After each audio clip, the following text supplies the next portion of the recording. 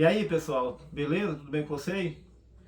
Pessoal, eu vou começar aqui a ler o livro de Atos dos Apóstolos, capítulo 1. Eu vou ler os 17 versículos ou mais desse livro aqui. Aí depois eu vou dar continuação no livro As 7 Eras da Igreja. Eu parei lá no livro de Tiatira, o nome do livro. Vou continuar aqui. Eu vou começar aqui no Atos dos Apóstolos, capítulo 1.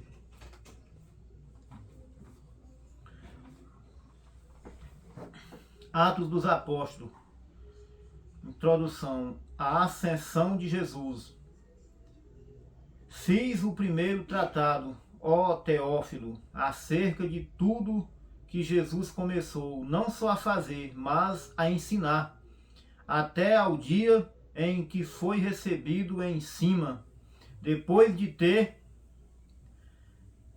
dado mandamentos pelo Espírito aos apóstolos que escolheram, aos quais também, depois de ter padecido, se apresentou vivo, com muitas e infalíveis provas, sendo visto por eles por espaço de 40 dias e falando do que respeita ao reino de Deus. E, estando com eles, determinou-lhes que não se ausentassem de Jerusalém, mas que esperassem a promessa do Pai, que, disse ele, de mim ouvistes, porque na verdade João batizou com água, mas vós sereis batizados com o Espírito Santo, não muito depois destes dias. Aqueles, pois, que se haviam reunido, perguntaram-lhe, dizendo: Senhor, restaurarás tu neste tempo o reino a Israel? E disse-lhes: Não vos pertence saber os tempos ou as estações que o Pai estabeleceu pelo seu próprio poder.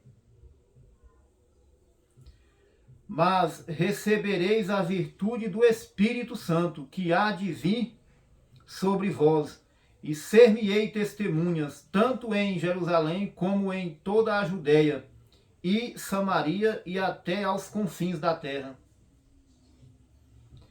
E, quando dizia isto, vendo-o eles, foi elevado às alturas, e uma nuvem o recebeu, ocultando-o a seus olhos. E, estando com os olhos fitos no céu, enquanto ele subia, eis que junto deles se puseram 2 varões vestidos de branco, os quais lhes disseram: Varões galileus, por que estáis olhando para o céu? E esse Jesus que dentre vós foi recebido em cima no céu, há de vir assim como para o céu ouviste ir.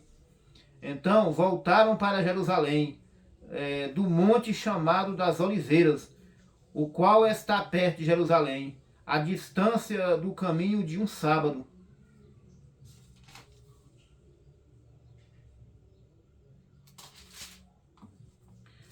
E, entrando, subiram ao cenáculo, onde habitavam Pedro e Tiago, João e André, Filipe e Tomé, Bartolomeu e Mateus, Tiago, filho de Alfeu, Simão, o Zelote, e Judas, filho de Tiago. Todos estes perseveravam unanimemente em oração e súplicas com as mulheres, e Maria, mãe de Jesus, e com seus irmãos.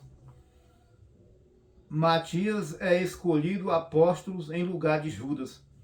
E, naqueles dias, levantando-se Pedro no meio dos discípulos, ora, a multidão junta era de quase 120 pessoas.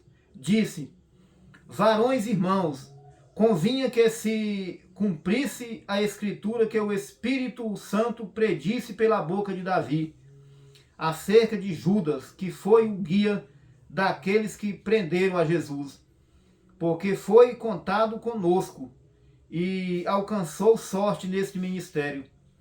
Ora, este adquiriu um campo com o galardão da iniquidade, e precipitou-se, rebentou pelo meio, e todas as suas entranhas se derramaram.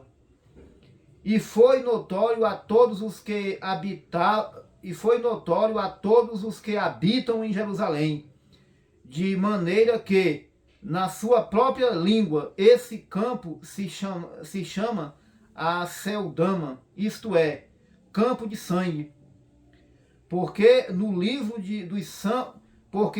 dos Salmos está escrito: fique deserta a sua habitação, e não haja quem nela habite, e tome outro o seu bispado. É necessário, pois, que dos varões que conviveram conosco todo o tempo em que o Senhor Jesus entrou e saiu dentre nós, começando desde o batismo de João até ao dia em que dentre nós foi recebido em cima, um deles se faça conosco testemunha da sua ressurreição. E apresentaram dois, José, chamado Barsabás, que tinha por sobrenome o Justo, e Matias. E, orando, disseram: Tu, Senhor, conhecedor do coração de todos, mostra qual destes dois tens escolhido, para que tome parte neste ministério e apostolado, de que Judas se desviou para ir para o seu próprio lugar. E, lançando-lhe sortes, caiu a sorte sobre Matias, e, por voto comum, foi contado com os 11 apóstolos.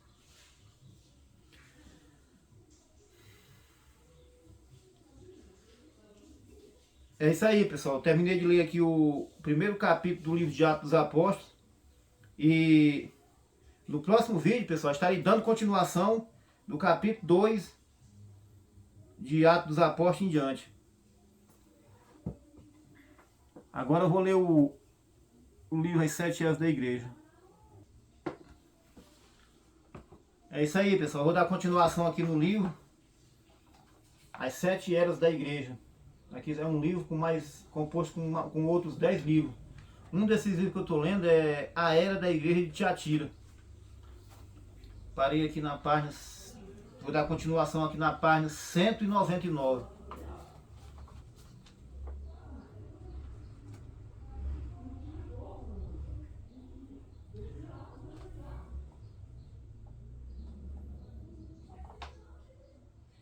Ele vai provar a elas que é assim: pois bem, que igrejas serão essas que não sabem esta verdade? É claro que é o grupo da falsa vinha, porque os verdadeiros crentes certamente sabem que o julgamento começa pela casa de Deus, e sendo tementes a Deus, julgam a si mesmos para que não sejam julgados. Ora, porque Deus chama estas igrejas de suas igrejas, ainda que sejam da falsa vinha? A verdade é que eles são cristãos, porém não são cristãos do Espírito, são cristãos da carne. Eles estão tomando o nome em vão. Marcos 7,7.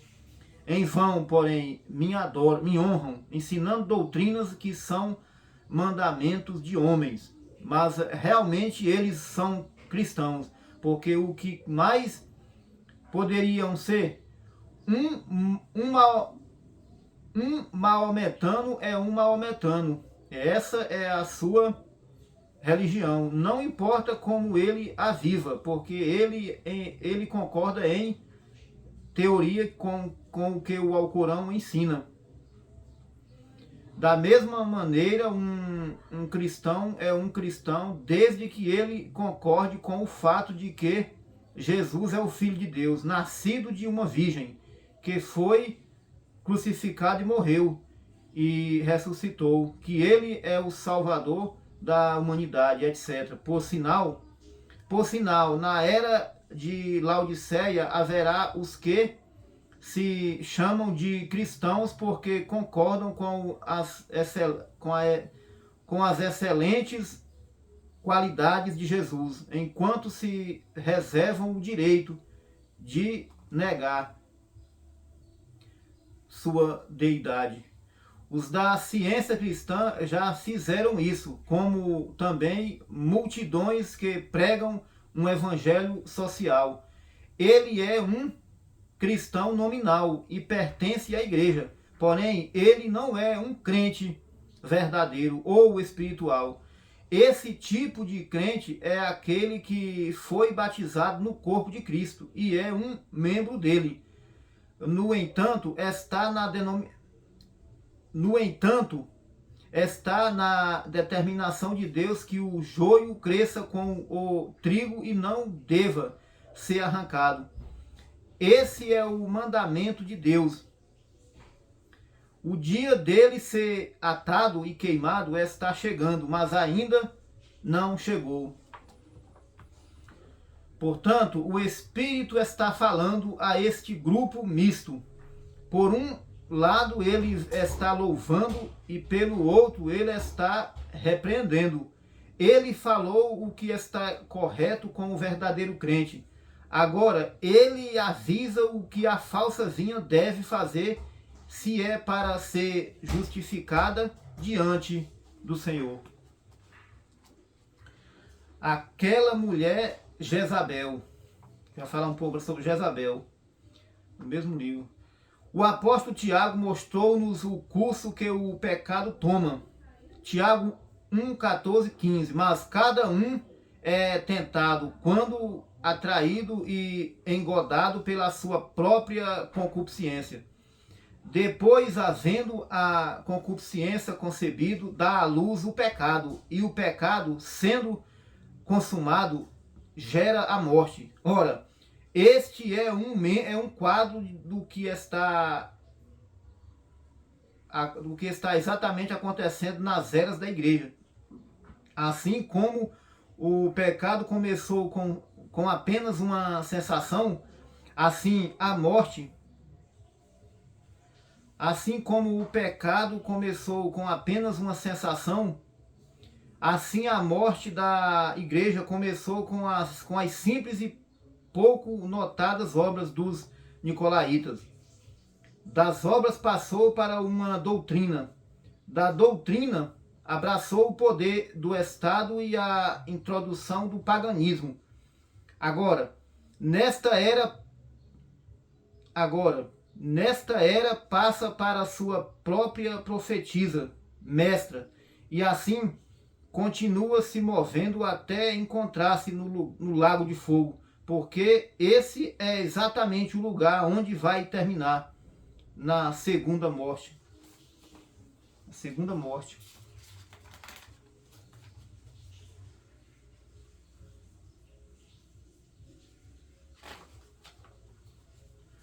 Agora, todo o clamor de Deus contra esta quarta era encontra-se em sua denúncia desta profetisa, Jezabel. E para compreender exatamente porque ele a denuncia assim, teremos que pesquisar sua história na Bíblia, e quando descobrirmos o que ela fez no passado, saberemos o que está acontecendo neste tempo. A primeira coisa muito importante que aprendemos acerca de Jezabel é que ela não é uma filha de Abraão, nem a sua introdução nas tribos de Israel é uma admissão espiritual, como foi a de Ruth, a Moabita. Não, Senhor, esta mulher era filha de Etibaal, rei de Sidom. 1 Reis 16:31, que era o sacerdote de Astarte. Ele ganhara o trono matando seu predecessor, Peles. Assim vemos imediatamente que ela era filha de um assassino. Isto certamente nos lembra de Caim e a maneira como ela se tornou parte de Israel não foi através dos canais espirituais que Deus ordenara para a admissão gentia. Porém, ela entrou pelo casamento com Acabe, o rei das 10 tribos de Israel. Agora, esta união, como vimos, não foi espiritual, foi política. E assim, esta mulher que estava mergulhada na idolatria não tinha o menor desejo de tornar-se uma adoradora do único Deus verdadeiro, mas sem dúvida veio com intenções declaradas de desviar Israel do Senhor. Agora, Israel, as 10 tribos, já tinha tido conhecimento do que era adorar bezerros de ouro. Porém, ainda não estavam entregues à idolatria, porque Deus era adorado e a lei de Moisés era reconhecida. Porém, desde o tempo do casamento de Acabe com Jezabel, a idolatria progrediu de uma maneira mortal. Foi quando esta mulher se tornou uma sacerdotisa nos templos que ela erigiu a Astarte, Vênus, e a Baal, Deus Sol, que Israel chegou ao ponto crítico de sua vida. Com isto em mente, podemos agora começar a ver o que o Espírito de Deus está expondo nesta era de Tiatira. Aqui está. Acabe casou-se com Jezabel e ele o fez como uma manobra política para fortalecer o seu reino e assegurá-lo. É isso exatamente o que a igreja fez quando casou-se sob Constantino. Ambos se ajuntaram por razões políticas, embora dessem um ar espiritual a isto. Ora, ninguém pode me convencer que Constantino era cristão. Ele era um pagão com o que se assemelhava a enfeites cristãos. Ele pintou cruzes brancas nos escudos dos soldados. Ele foi o originador dos Cavaleiros de Colombo. Ele pôs uma cruz na torre da igreja de Santa Sofia, começando assim uma tradição.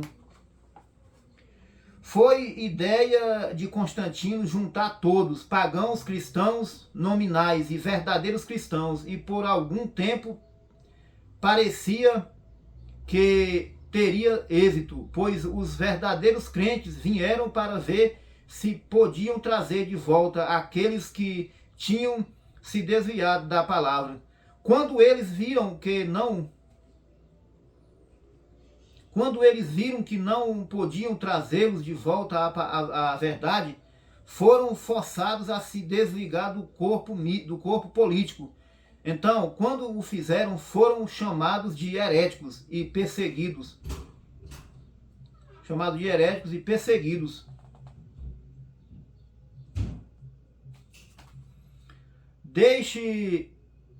Deixe-me dizer aqui que estamos com a mesma coisa acontecendo agora mesmo. Todo o povo está se ajuntando. Eles estão escrevendo uma Bíblia que se adapte a cada um. Quer seja judeu, católico ou protestante. Eles têm seu próprio concílio de Nicéia, porém o chamam de concílio ecumênico. E você sabe quem todas estas organizações combatem? Combatem os verdadeiros pentecostais.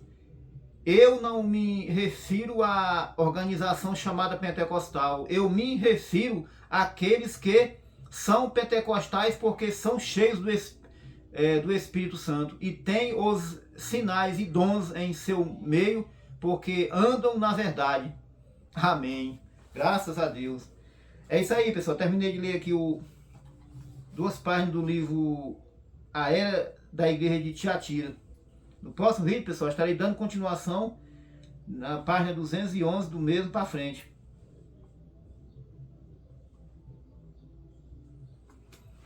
Bem, até o próximo vídeo, pessoal.